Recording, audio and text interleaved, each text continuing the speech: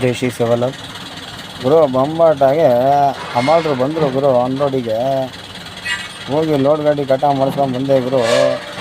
ಮಸ್ತಾಗಿ ಒಂದು ಒಳ್ಳೆ ಪಾಯಿಂಟಲ್ಲಿ ನಿಲ್ಲಿಸ್ಕೊಂಡು ಅಮಾಲ್ರುಗಳೆಲ್ಲ ಸೇರಿ ಹಗ್ಗ ಟಾಪಲ್ಲಿ ಬಿಚ್ಚ್ರಿ ಅಂತ ಹೇಳಿದೆ. ಬಿಚ್ಚಲ್ಲ ಅಂದರು. ನಾವೇ ಬಿಚ್ಕೊಂಡು ಗುರು. ಹಗ್ಗ ಟಾಪಲ್ಲೆಲ್ಲ ಬಿಚ್ಕೊಂಡು ನೀಟಾಗಿ ಮಡಿಸ್ಕೊಂಡು ಗಾಡಿ ಖಾಲಿ ಮಾಡೋಕ್ಕೆ ಸ್ಟಾರ್ಟ್ ಮಾಡಿದ್ರು ಗುರು.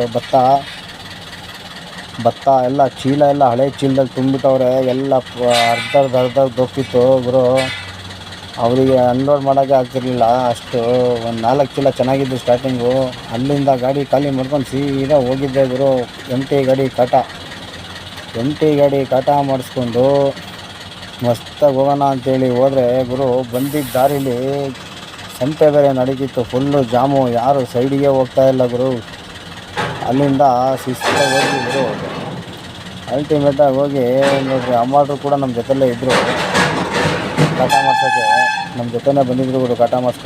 ಕಾಟ ಮಾಡಿಸಿ ಅದನ್ನು ಇದು ನೋಡೋಕ್ಕೆ ಎಷ್ಟು ಬಂದಿದೆ ಅಂತ ನೋಡಬೇಕಾಗಿತ್ತು ಅವರು. ಹಂಗಾಗಿ ಕಾಟ ಮಾಡಿಸಿದ್ರು ಗುರು.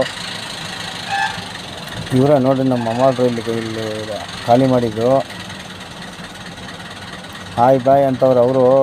ಹೇಳಿದ್ವಿ ಹಿಂಗೆ ಐತೆ ನಮ್ಮದು ಯೂಟ್ಯೂಬ್ ಚಾನಲ್ ಅಂತೇಳಿ ಹೇಳಿದ್ರು. ಹಾಯ್ ಬಾಯ್ ಅಂದರು ಗುರು.